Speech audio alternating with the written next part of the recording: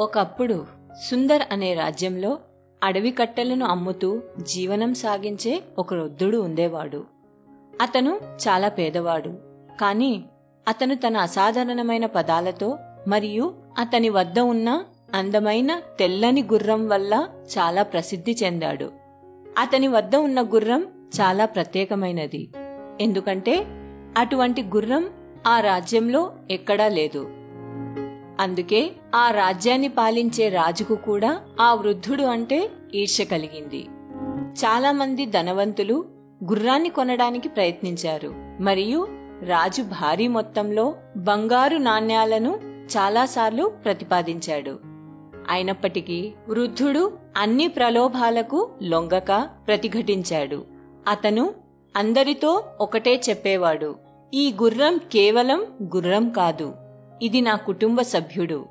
ఇది ఆస్తి కాదు, డబ్బుపై దురాశతో కుటుంబ సభ్యుడిని అమ్ముకోలేను. ఇలా ఉండగా ఒకరోజు ఉదయం ఆ వృద్ధుడు తెల్లని గుర్రం తన గుర్రపు శాలలో లేకపోవడం గమనించాడు. అతను ఎంత వెతికినా ఎవరిని ప్రశ్నించినా ఆ గుర్రం జాడ తెలియలేదు.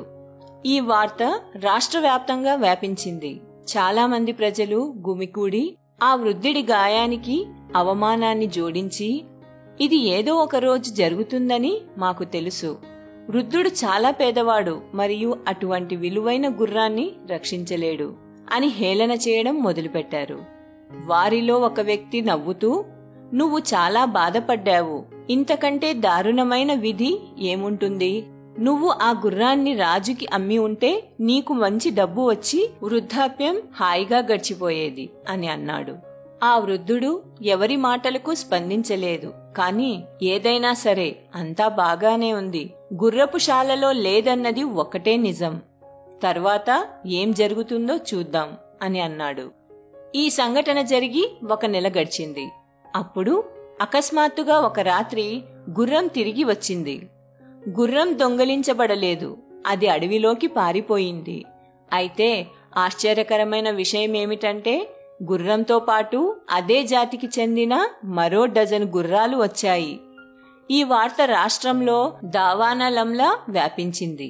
ప్రజలు గుమికూడి వృద్ధునితో, నువ్వు చెప్పింది నిజమే, గుర్రం కోల్పోవడం దురదృష్టం కాదు, ఇది ఒక ఆశీర్వాదంగా నిరూపించబడింది. మీ అదృష్టం మారింది, ఇప్పుడు మీరు గుర్రపు వ్యాపారి కావచ్చు అని అన్నారు. వృద్ధుడు ప్రశాంతంగా ఉండి, నిజమేమిటంటే గుర్రంతో పాటు మరో 12 గుర్రాలు వచ్చాయి. ఏది ఏమైనా అంతా బాగానే ఉంది, తరువాత ఏం జరుగుతుందో చూద్దాం అని వారితో అన్నాడు. తరువాత అతని కొడుకు అడవి గుర్రాలను ఎలా మచ్చిక చేసుకోవాలో నేర్చుకోవడం ప్రారంభించాడు. కాని కేవలం 3 రోజుల తర్వాత బాలుడు అడవి గుర్రం నుండి పడి అతని కాలి ఎముక విరిగింది. ప్రజలు మళ్లీ గుమికూడి విచారంగా, మీకు చాలా చెడు జరిగింది. 12 గుర్రాలు పొందడం వరం కాదు, శాపం. నీ ఒక్కగానొక్క కొడుకు కాలు విరిగింది, ఇప్పుడు ఎలా పెళ్లి చేసుకుంటాడు? ఈ పేదవాడు దురదృష్టవంతుడు అని అనసాగారు. అయితే ఆ వృద్ధుడు ప్రజల మాటలు పట్టించుకోక, నిజం ఏమిటంటే నా కొడుకు ఒక కాలు కోల్పోయాడు. ఇప్పుడు ఈ వృద్ధాప్యంలో నేను అతనికి సహాయం చేయవలసి ఉందనేది కూడా నిజం.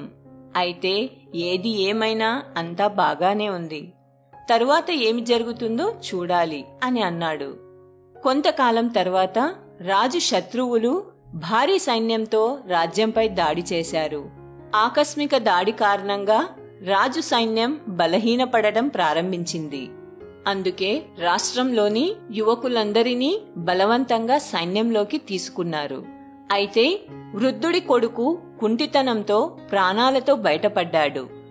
అప్పుడు వృద్ధుడి ఇంటి వద్ద జనం గుమికూడి ఏడుస్తూ ఆ వృద్ధుడితో, మీరు చెప్పింది నిజమే, నీ కొడుకు కాలు విరగడం నీకు ఆశీర్వాదం. అతను యుద్ధానికి వెళ్లవలసిన అవసరం లేదు, కాని మేమంతా చాలా బాధపడ్డాం. మా పిల్లలు యుద్ధానికి పోయారు, ఇప్పుడు వారు తిరిగి వస్తారో లేదో మాకు తెలియదు. మీరు సుఖదుఖాలలో ఒకేలా ఉంటారని మా అందరికీ తెలుసు, కాని మీరు ఎలా చేస్తారు అని అడిగారు. అప్పుడు ఆ ముసలివాడు, మొదట నిజం అర్థం చేసుకోండి. మీ కొడుకులు మాతృభూమికి సేవ చేసేందుకు వెళ్లారనేది ఒక్కటే నిజం. బహుశా అది మీ కోరిక కాదు, కానీ వారు వెళ్ళిపోయారు. అది దురదృష్టమో ఆశీర్వాదమో ఎవరికీ తెలియదు. మంచి లేదా చెడు అని పిలిచే అలవాటును మీరు వదిలిపెట్టనంత వరకు మీరు ఇబ్బంది పడుతూనే ఉంటారు. విధి అని ఎందుకు అనుకోవాలి? మీరు జాగ్రత్తగా ఉండవలసి వస్తే మీ చర్యలను జాగ్రత్తగా చూసుకోండి, మీ ఆలోచనలను జాగ్రత్తగా చూసుకోండి, మరియు జీవితాన్ని సంతోషంగా గడపండి అంటూ చెప్పడం కొనసాగించాడు. లాభం, నష్టం, అదృష్టం ఇవి జీవితంలోని చిన్న భాగాలు. ఒక లైన్ చదవడం ద్వారా మీరు మొత్తం పుస్తకాన్ని అర్థం చేసుకోలేనట్లే మన నియంత్రణలో లేని ఒక సంఘటన ఆధారంగా జీవితం మంచిదా చెడ్డదా మీరు ఎలా నిర్ణయించగలరు? ఒకరి గురించి అభిప్రాయాలు ఏర్పరచుకుని అర్థం లేని తీర్పులు ఇస్తూ కలత చెందుతాం. జీవితంలో చిన్న చిన్న సంఘటనల గురించి తీర్మానాలు చేయవద్దు. బదులుగా క్షణంలో ఉండండి. మన జీవితం ఈ క్షణంలో ఉంది. సంతోషంగా ఉండండి మరియు మీ పనిని చేస్తూ ఉండండి. వ్యక్తులు మీ గురించి మంచిగా లేదా చెడుగా మాట్లాడుతున్నారా అనే దానిపై మీరు శ్రద్ధ వహించాల్సిన అవసరం లేదు. వ్యక్తులు చెప్పే విషయాలపై మీరు శ్రద్ధ వహిస్తే మీ మెదడు మొద్దుబారడం ప్రారంభమవుతుంది. అందువల్ల మీరు మీ జీవితంలోని ముఖ్యమైన పనిపై దృష్టి పెట్టాలి.